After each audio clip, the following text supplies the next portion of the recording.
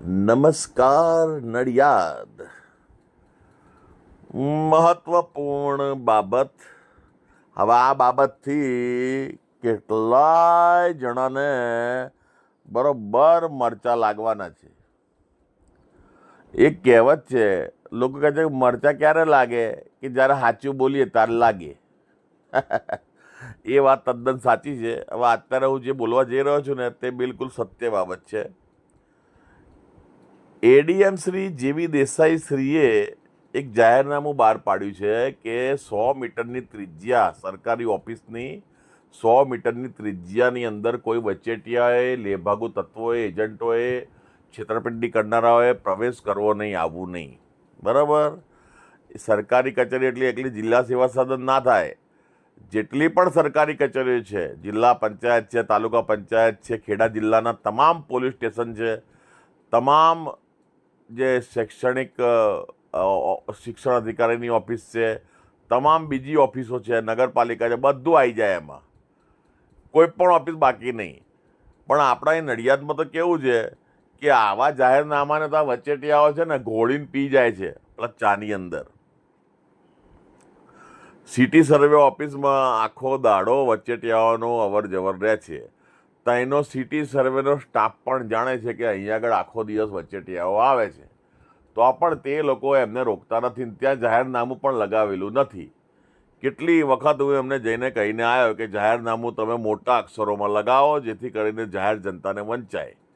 પણ city survey કચેરીના કર્મચારીઓ આંખ આડા કાન કરી એ કાર્ય કરતા નથી. અને જ્યારે અમારા જેવા લોકો બોલે છે ત્યારે કહે છે કે આ અમને શીખવાડવા આવે છે ને આમ છે ને તેમ છે ને, એ બધી બાબત કરે. એટલે એ બાબતે કાર્યવાહી થાય તેવી વિનંતી. અને જિલ્લા સેવા સદનમાં તો વચેટિયાઓની અવર જવર આખો દિવસ હોય છે જ. એ તો જગ જાહેર છે. જિલ્લા સેવા સદનના સીસીટીવી કેમેરામાં પણ એ બાબત કેપ્ચર થતી હશે. પણ આંખ આડા કાન કરી એ વચેટિયાઓને અંદર આવવાની પરમિશન આપવામાં આવે છે, આડકતરી રીતે, સીધી રીતે નહીં. તો મેં એકવાર રૂબરૂ જઈને કહ્યું હતું, નાયબ મામલતદાર શ્રી કોઈ હતા, બેન હતા અહીંયા, એમને અત્યારે તો બદલી થઈ ગઈ. એમને કહ્યું હતું કે અમે એમને રોકી ના શકીએ, કે અમારથી એમને રોકાય નહીં. અરે રોકાય નહીં તો પછી તમે શું લેવા અહીં બેઠા છો? રોકાય નહીં તો તમારી સત્તા તમને આપેલી છે, એમને રોકવા માટે નહીં જ આપેલી છે. જાહેરનામું શેના માટે કરેલું છે? આ જાહેરનામું કરવાનો મતલબ શું? આવું સાંભળવા માટે કે અમે અમને રોકી ના શકીએ? જાહેરનામું એના માટે હોય. જાહેરનામું એટલે 100 મીટરની ત્રિજ્યા. ઓફિસની અંદરની વાત તો બાજુમાં રહી. આ તો 100 મીટરની ત્રિજ્યામાં નહીં આવવાનું. પણ આ બાબતે કોઈ એવું કામ કરતું નથી. અને આખા આદેશને છે ને, જાહેરનામાને ઘોડીને પી જાય છે બધા જ વચેટિયાઓ.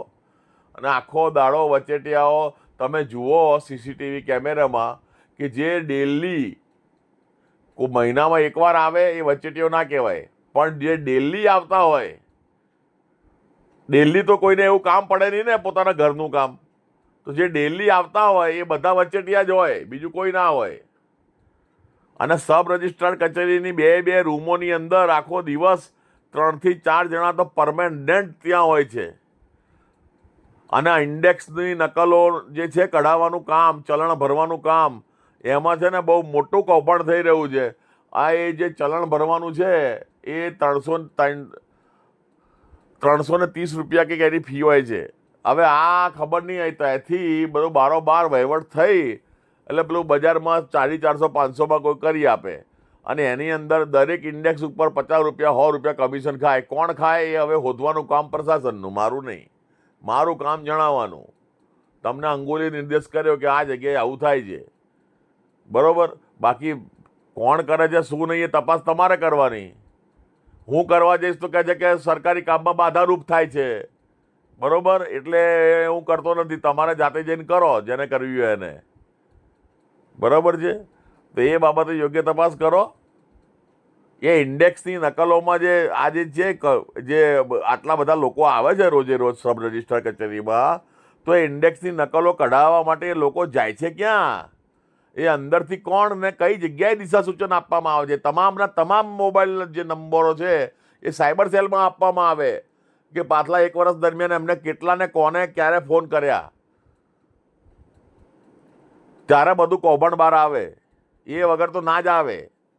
ઉપર છલ્લી ખાલી વાતો કરીએ, કાગળ લખી દો તો અમે ઉપલા અધિકારી લખી દે કે ભાઈ આ બાબતે જોવું, એટલે ભાઈ કાગળનો જવાબ કે અમે તપાસ કરી, તપાસમાં જોતા અમને કંઈ એવું લાગ્યું નહીં, એટલે જવાબ પૂરો, દફતરે પતી ગઈ વાત. આવું તો કેટલીય વાર થયું છે,